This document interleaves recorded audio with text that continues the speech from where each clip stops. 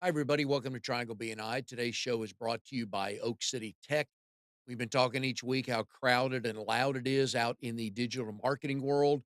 Oak City Tech can help you with a number of things. First thing we always tell you about is have a good website. If you meet someone, first place they're going to go to see if you are legit is to your website. So you want one that answers their questions. You don't need all the bells and whistles. You don't need to spend a ton of money. You just want something there that is going to answer their questions and make them want to contact you again. So you just want a professional website set up, and the folks at Oak City Tech can help. Go to oakcitytech.com. Tell them we said hi. Hi, everybody. My name is Mike Manning, and each week we bring you a small business success story from Triangle BNI. If you are not familiar with BNI, it is Business Networking International, the world's largest networking organization.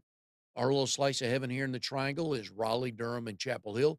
Each week, about 33 chapters and almost 600 members get together, and our goal is to help each other grow their business. And our small business success story this week from Trapp Insurance Group is Trent Menius. Trent, good to have you here today. How are you? Mike. So, Trent is part of a core group, which is basically a group that is starting. They start with weekly meetings to invite members to join their group, and when you get to, I think is it 11 or 15, you can go as a full fledged chapter. Trent. It's 10 or 11. Yeah. Okay. And so Trent is part of that group. They are growing. So the weekly meetings are at 8:30 on Wednesday. So if you're interested in BNI, we can get you that link to join their group. But they are quickly growing and hoping to be a full fledged chapter here shortly. Trent is also with Trapp Insurance Group, handles life insurance. And Trent, that covers a lot of things, doesn't it? It really does. Has a lot of uses. I would never try to pass it off as a retirement product or anything like that, but it runs parallel to a lot of major life decisions and a lot of future planning. And one of the things we like to do is to educate folks just on things to think about when they're looking at it. And I knew that life insurance could be used to protect a loan as collateral, but I did not know it could be part of a mortgage. But I guess it's the same thing, right?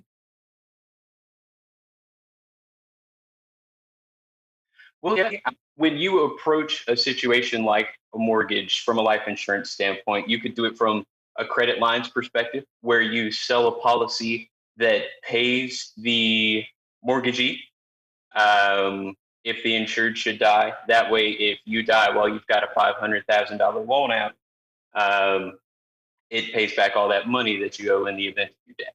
But it just does that.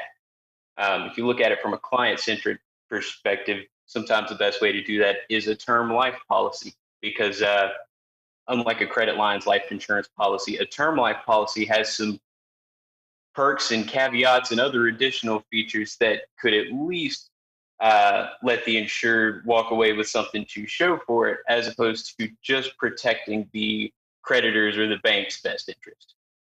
I was not aware. Again, one of the neat things about BNI, it has taught me to shop local.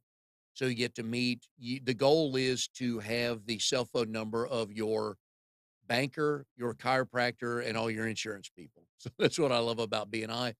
But as I've gotten into BNI over the years and met people, I I guess we all thought initially life insurance was just for when you die, but it's not really the case. There's living insurance and all kinds of opportunities like that for people to look at. Yeah, that's correct. There's even an investment aspect of it where it sort of blurs the line between an insurance product and a security. It's called variable life insurance, and basically you decide how the dividend from your premium is invested, um, and you can put it in separate accounts. And basically, the cash value of this product will grow, or in some cases, shrink based on the performance of your investment. It's term. You talked earlier about term and whole life insurance, correct? Correct. Although I've only seen variable products in whole life because unlike term, whole life has a cash value because it's essentially self funding. The way they set it up is that it's designed to fund itself through your premium payments by the time that you reach age 121, at which point you will either be dead or the policy will pay out directly to you. I'm sure you know which one is more likely. Yes. Excuse me. And that's what I was gonna ask you about, just the layman's term differences between term and whole life. Well, basically, term is a temporary product and whole is permanent. If I had a first time home buyer who's got a 30-year mortgage, and they want to get a 30-year term policy to protect it, let's say their house is valued at $300,000. We would couple that with a $300,000 term policy for 30 years. And so basically, you are covered within that window of 30 years. And if you die anytime from the first day to the 30th year, then it will pay out. Although, with a plain old term policy, after the first day of the 31st year, that policy will either skyrocket in premium substantially to where it's not viable to pay it anymore, or it'll just terminate and disappear. Whereas if you had a whole life policy that you paid into for 30 years, at the end of 30 years, you would have 30 years worth of premium payments, dividends worth of cash value, which you could then borrow from. But of course, you could spiral down a long path of all the things you could do with whole life cash value. Can whole life be used as collateral like term can? Um, I won't pretend to know the answer to that just because I've been in insurance for about 4 years, but this is my first year selling life insurance. Alright. Um, so when it comes to more technical questions like that, I may have to defer to a better expert. Okay, not a problem. And a couple members of your team are friends of the show, Mary and Carlos, both been on the show before. So you're working with a good group of folks, as has Chip. So what got you into this? Because we're going to talk about your career as a chef here in a little bit. So how do you go from being a chef to the insurance world?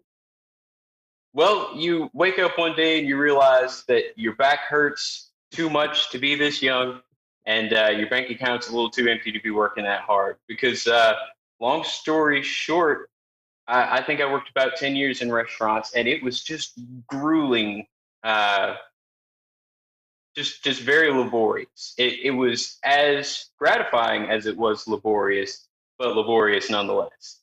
How old are you? I'm 26, Oh, so I've been working since I was probably a little too young to be working. But in a rural state like North Carolina, there's always a backwoods place that's willing to let you peel potatoes and wash dishes for cash under the table until you get a driver's license and are actually legally authorized to work. and we have had that story on the show before too. So, you're a little bit young for your body to be breaking down, though, right?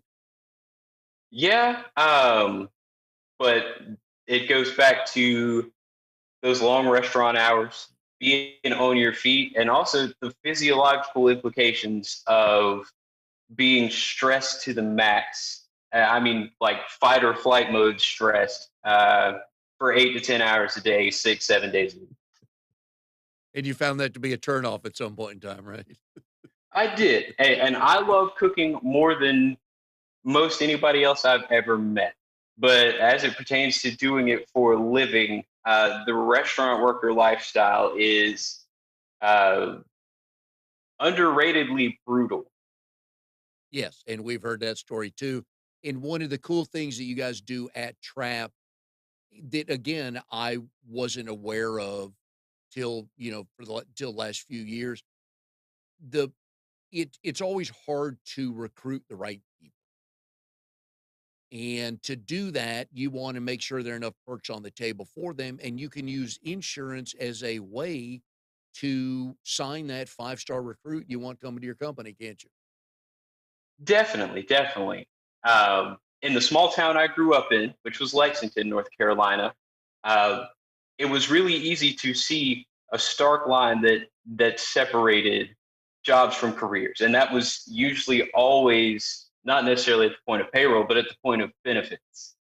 Um, because when you are a small business in a small area with a small economy, um, finding good benefits that attract people from out of town is almost a pipe dream.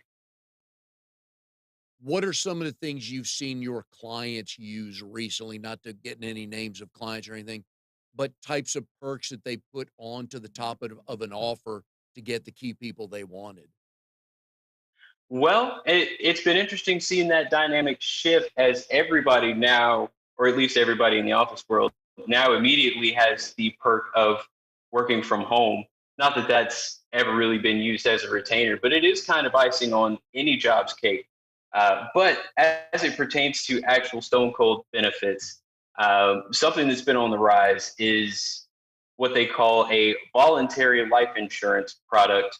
So basically, the employer offers a group life insurance product to all of their employees, um, and it's usually a low cost term product that is what they call portable, so that if the employee ever leaves the company, they can still pay the premium and keep their life insurance.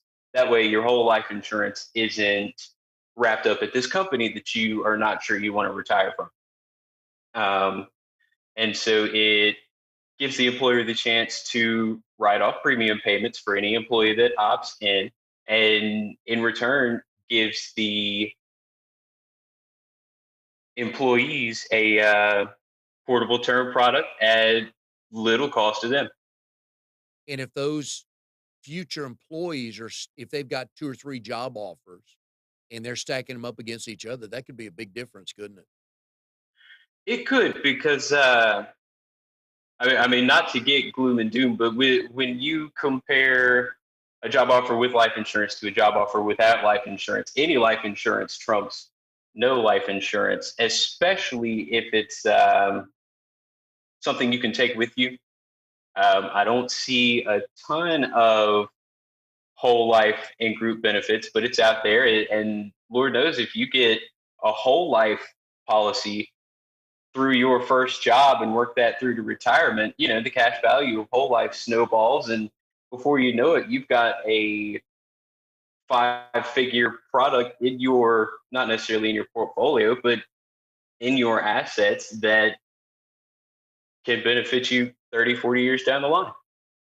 We are here with Trent Menius of Trapp Insurance Group. Trent is in a core group right now that's meeting on Wednesday mornings. If you'd like to know more about joining a core group, you can go to trianglebni.com. There's information there. Today's show is brought to you by Oak City Tech. One of the things you need, folks, is a good email list and what to do with it. Facebook owns your Facebook group. I don't know if you knew that. Google could shut you down on YouTube. And how would you get in touch with all your current and future clients? You own the email list. So one of the things you can do is put together a nice email campaign, things like that. Folks at Oak City Tech can help you with. Go to oakcitytech.com. Tell Drago that we said hi. All right, Trent, I always find you know what? I don't even care when I do this, a reason to bring up my grandson, Oliver. So he'll be 3 in July. What are things grandparents can look to do for grandkids? Type of policies can we look to do for them? Anything like that? Well, I think that getting a child under the age of 15 a life insurance policy is an extremely wise thing, just because these products, when you compare the same amount of premium uh, that it would take to insure a 2-year-old for $20,000. You take $20,000 worth of insurance premium and price that for someone that's 24, and you find that getting that coverage for a 4-year-old is pennies on the dollar compared to getting it for a 24-year-old. So again, it goes back to what I said about the job. If you can get your grandchild a even just a low premium, 15,000, $20,000 whole life product when they are, under the age of 15, it can truly be a blessing to them and keep them from having to worry about what type of insurance premium they're going to pay for life insurance, or factoring that into their future plans. It can really be a blessing to them for less than you pay for a streaming service. And he belongs to my oldest son, and my oldest son and I have gone back and forth. We've got a little bit something set up for him, but we're probably gonna do some other things. And I told my son that I'm not investing knucklehead money. This is not when he gets to be 18, he can cash it in or anything like that. Want to put it together, put it for good use like that, or paying off college debt, college loans when he gets out, down payment on a house, things like that. So I'm still looking for different types of things to do, but there will be no knucklehead money spent on my watch. Right. And as it pertains to children and life insurance, I have an interesting tidbit to throw out there, and that's if you have a life insurance policy on you, you know, you're the insured, you own it, but your beneficiary is, say, your grandson. Um, if you make him your beneficiary, but do not designate a trust for that money to be paid into, it will actually be paid out to his living next of kin or guardians in this case. And I'm sure you have a great relationship with your grandson's parents, but if you didn't, that might be an obstacle to getting to making sure that those life insurance benefits get used in the way that you intend. So my caution is to, if you have a minor as your beneficiary for your life insurance policy, set them up a trust, because a life insurance company will not pay the death benefit to a minor, but they will pay it to a trust. And then you have to get somebody that you trust to run the trust, right? Yeah, exactly. I know a lot of insurance agents that sell Legal Shield. I am one of them. Mhm. And in that situation, I would use my Legal Shield member benefits to have an attorney help me set up a trust for that minor. Good to know. And right now I do have a good relationship with his parents, so but it's day to day. I say things to people, so it just happens. So, anyways, I want to talk to speak good segue because not only does my grandson love to eat all day long, he grazes, he eats well, he grazes all day long, but they're bigger meals than probably most people do, and he runs it off. It's very impressive. I can't keep up with him. What was the first cooking job you had? Oh man, my very first cooking job I ever had And don't was get yourself in trouble if you can't mention the name of the place. I don't want you to get yourself in any trouble. oh no, I was legitimately on the payroll by this time. I washed dishes for until I came of age, just as every burgeoning young chef does. You know, because if you're a young man, you walk into a restaurant with no experience, the one thing you can do to prove yourself is wash dishes.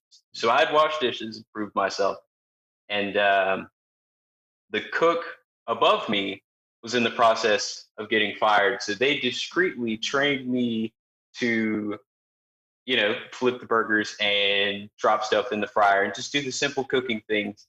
Um, until they elbowed him out of there. But it was at a local barbecue restaurant that I lived walking distance from. It was called Stamey's Barbecue. It's still there. I've worked there for quite some time throughout my young adulthood. When did you know you wanted to go deeper into this industry? It was actually several years into cooking, maybe three or four. I had left Stamey's and got a job managing a sports bar, or at least managing the kitchen portion of it. And it was the first time that little 19-year-old me had really had anything that felt like leadership. And not only did I realize that I love trying to be a compassionate and thoughtful leader, but also love the art of presenting something that looks as good as it tastes, and vice versa. If I had to pick one, I'm the customer. Do I want it to look better than it tastes or taste better than it looks? You want it to look better than it tastes because it's a psychological thing, especially if you're not an avid foodie or any sort of culinarian, if it looks good, um, you are more likely to find value in that food experience, even if it doesn't taste as good as it looks. Interesting. I would have thought the other way, but I get your point though. Because if it's a particular type of fish, which I don't eat a lot of fish, I probably wouldn't know if it was spot on right or close enough, but it looks so good, right?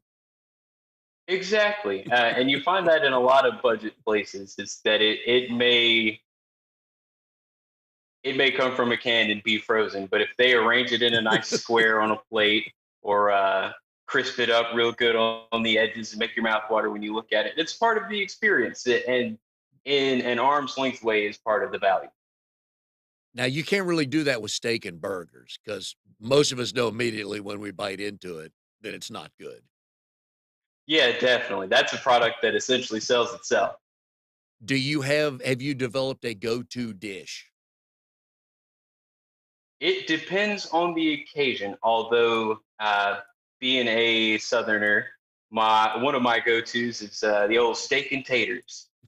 You you get any steak. I'm a fan of a fattier cut like a ribeye or a New York strip with that big ribbon of fat down the side. Um, you salt and pepper it, sear it in a hot pan, finish it in the oven until it's your desired temperature. Um, and for the potatoes, I just get those little fingerling potatoes, cut them in half, uh, and boil them to sort of par cook them, and then finish them off in a real hot oven so they get crispy around the edges. It's an American classic. Oh yeah, can't go wrong with that. Is there a dish that's just a royal pain in the butt to cook? Man, I tried to make a beef Wellington one time, and that is just the intricacies and the technique. It's one of those dishes that you cook for 5 or 6 years and you think, yeah, I got this. I'm ready to try more intermediate, advanced things, and then as soon as you try it, it falls into shambles, and you realize where you stand in the grand scheme of things, and you're not quite this hot shot you thought you were. All right, we have a holiday weekend coming up. Um, the 30th would be my birthday, so if anybody sweet tea and chocolate chip cookies, you can just drop them off on the doorstep. I'll take them all. Let's talk about some things easy things people can put together either on the grill inside or outside. They may have some people over. What are some easy, effective, popular things to put out for folks coming over? Oh, if I have people coming over, I'm making what my fiance and I like to call guac and talk. I'm making guacamole and tacos. And it doesn't get much simpler than that because guacamole is just avocados, maybe some onion and tomato if you're into that kind of thing, lime juice, cilantro, garlic, salt, and pepper. Yep. Mash it all up in a bowl. Oh, yeah. Pretend like you're a master. I grew up here, and my first job out of college was in Austin, Texas. I'd never been to Austin, so this was '83, nor had I eaten anything Tex-Mex, and I learned later that Taco Bell did not qualify as that, although a big fan of Taco Bell. And guacamole properly made, oh, man, and my father-in-law is Texas-born, Texas chef at home, and a good cook, and my wife learned from him, and man, good guacamole, stout. You're a lucky man, Mike. Yep. I've venison, oh my god. My father-in-law's I call him a dual threat.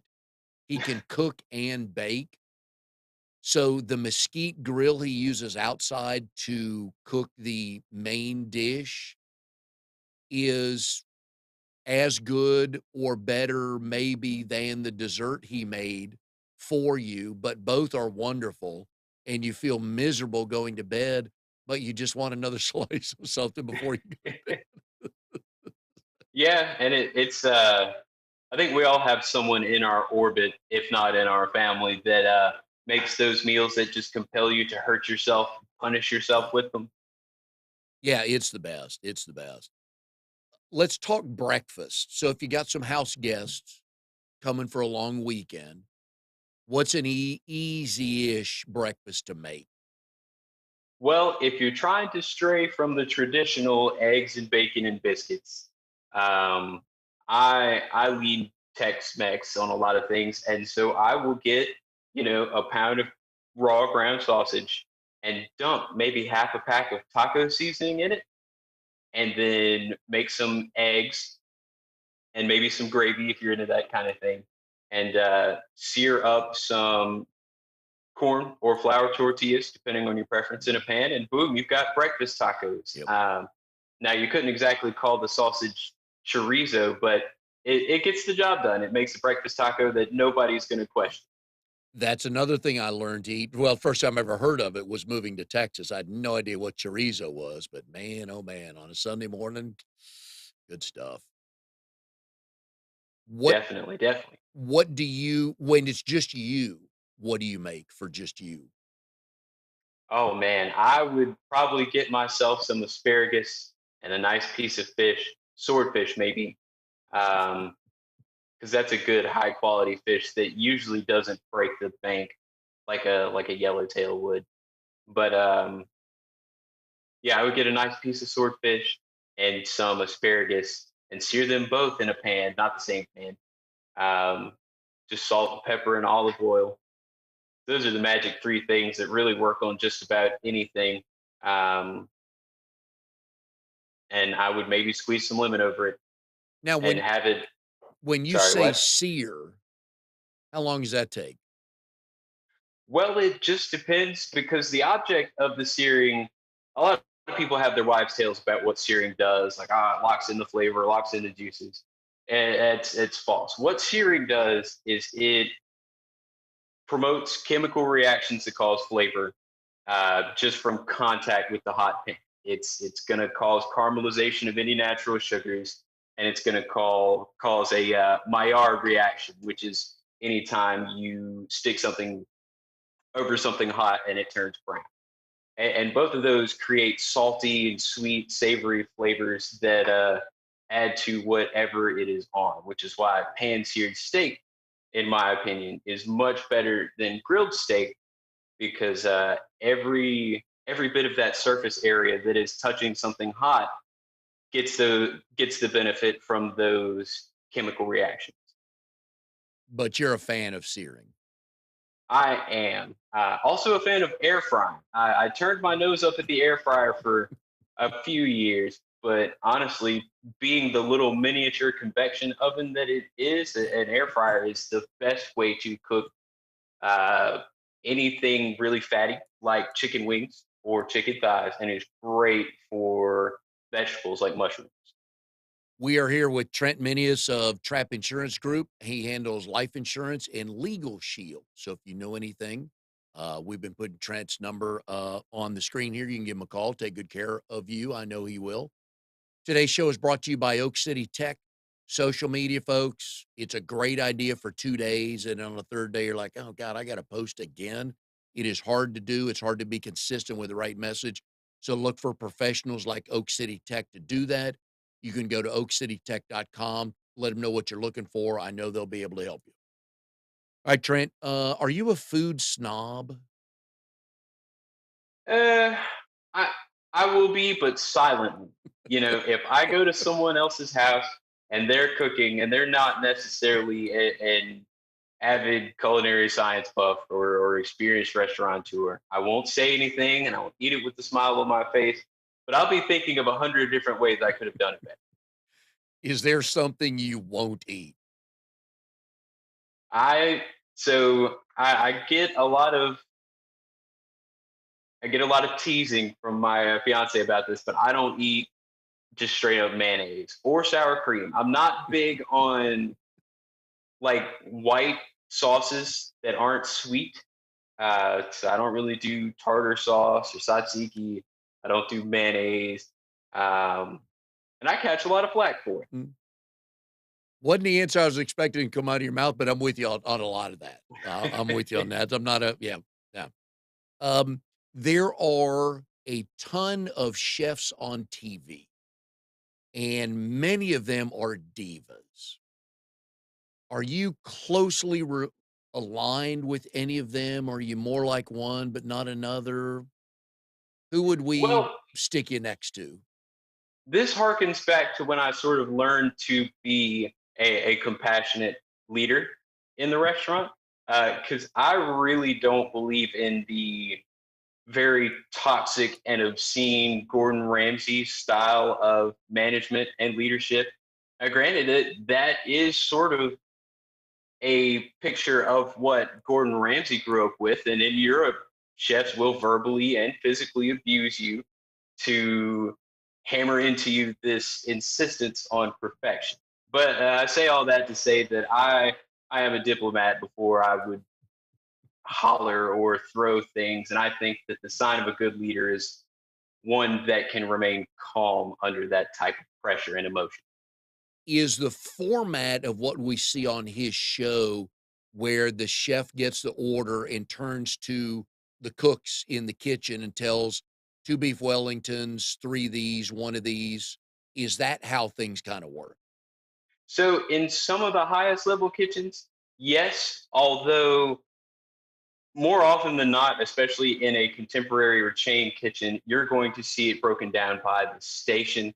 And each station is going to have a little receipt printer that makes a very shrill noise when it's printing out a receipt so that you know to stop what you're doing and get this order that's coming out. And that's going to print off the items that just that station needs to make. And then there's a man at the big table where they put all the finished food, and he does what's called expo, or you expedite the food out, and he puts it all on the trays for the tables that it goes, and would holler at this station, be like, "Hey, how long on that asparagus or whatever?" Um, so not necessarily. There are probably a lot of old school kitchens that still do it like you see on Hell's Kitchen, but compartmentalizing it is the way to make the most money off of it, and that's usually what it's about. Would you rather have Gordon Ramsay's job or Guy Fieri's job? Uh, I feel like Gordon Ramsay probably makes more money. But you don't wanna drive around all these restaurants and just meet the folks and talk about what they make and then leave?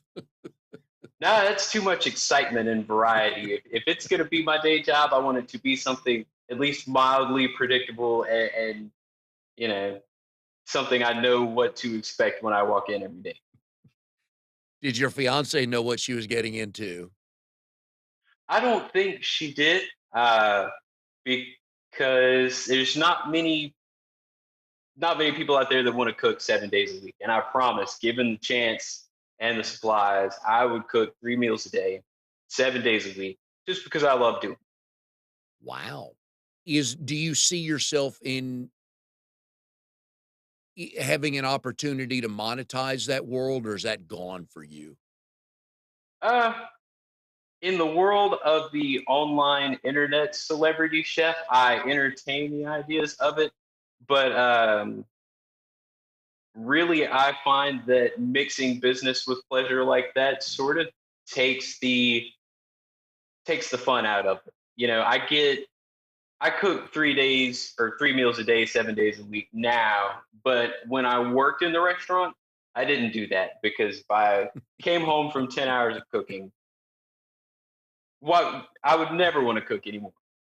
It's like the traveling salesman coming home and then the spouse says, "Hey, we're going away for the weekend." They're like, "No, we're not." Yeah, exactly. And I would always get asked to, I still get asked to help with the cooking and catering of small family events. So it doing it for a living would just burn me out again. Do you Oh, dang, man, I already forgot my question, what I was gonna ask you. Oh, well, that happens. Do you cook you cook 3 meals a day every day? Do you plan these out? And did your fiance let's start with that one first. Do you plan these out or just whatever you feel like?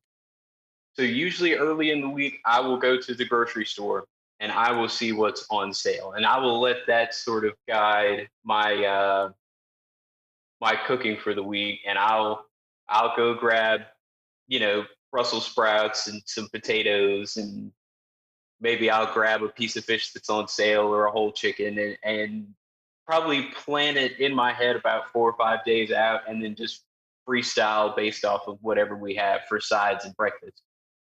Did you meet your fiance when you were in the restaurant industry? I did. Let's see. I had graduated high school a little bit. She was still in high school. We went to the same high school. I think we were 2 grades apart. Um, but yeah, I met her while I was in the restaurant industry, and we've been together about 7 years now. And I was in the restaurant industry for a little bit of that, so she learned to deal with the ups and downs. Bet she's glad you're out of there, huh? She is working in a restaurant. It culturally, a restaurant can be really toxic, especially if you're a man. And in a culture that glorifies being toxic and being aggressive and blunt, I started carrying those things home with me inadvertently. So I'm glad that I don't have to be that version of myself anymore. Yeah, that is a hard life for people that have never been in it. That is one tough way to make a living.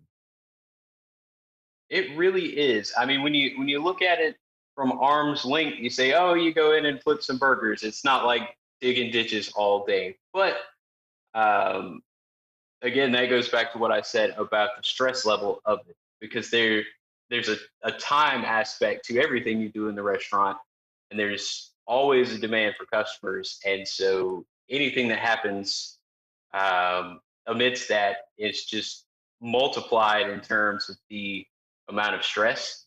And that's what makes it truly exhausting. I mean, I would get home from a long Friday night shift and I would sit down and just pant and maybe rub my face a whole lot and just stare at the wall for like 30 minutes before I finally came back to reality.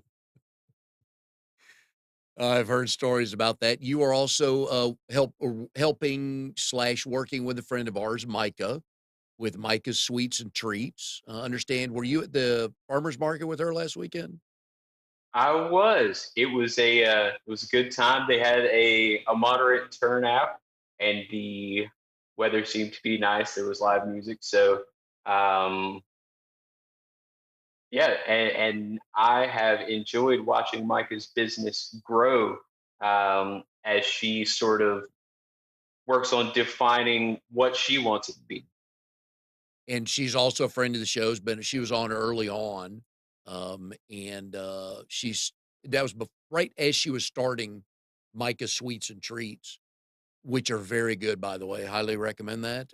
Got some you can buy she's got a box you buy with already made cookies, but all the stuff to decorate it with, so we did that with Oliver, my grandson, he just loved that. I mean, he got stuff everywhere. That's actually a fun way to spend an afternoon with young kids.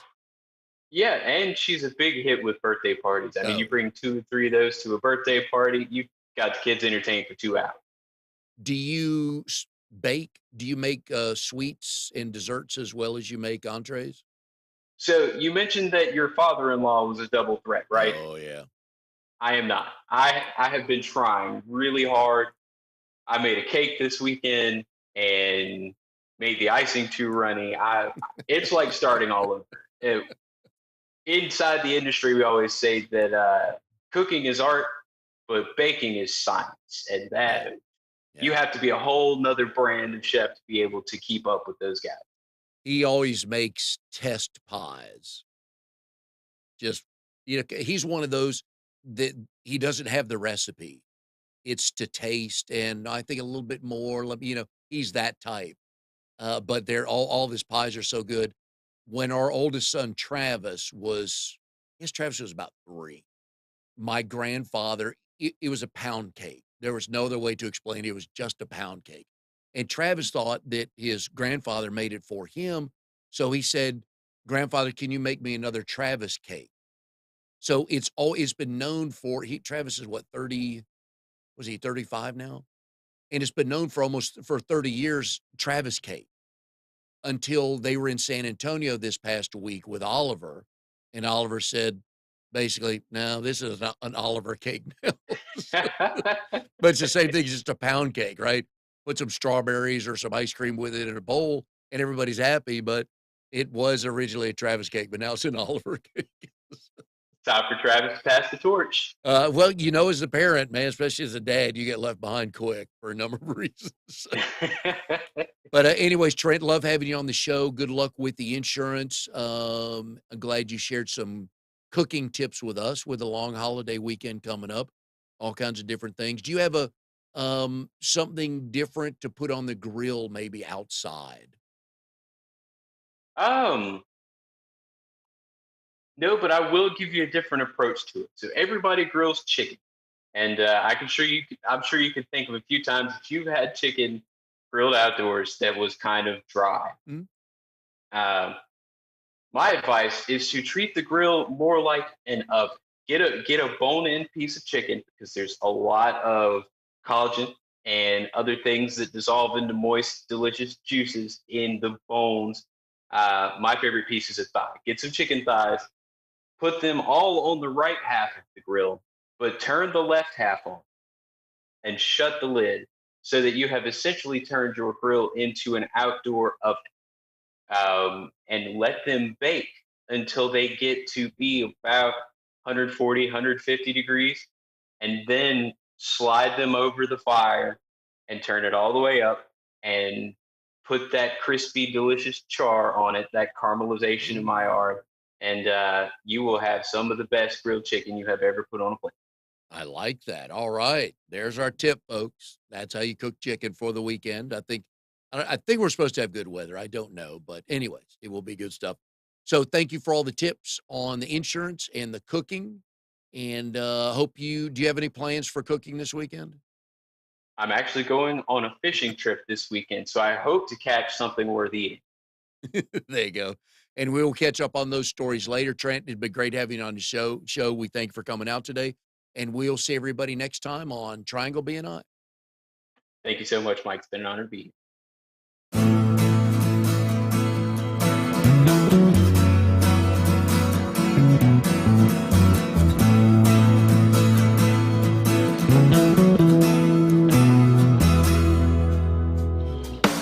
You are tuned to the Nissan Communications Network.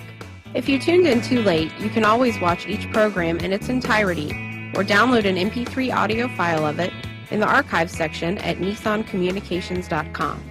Don't forget to subscribe to our YouTube channel, follow us on Twitter, and like us on Facebook. Sponsored by StreamingGear.com, Carolina Apparel, and DeltaForce.net.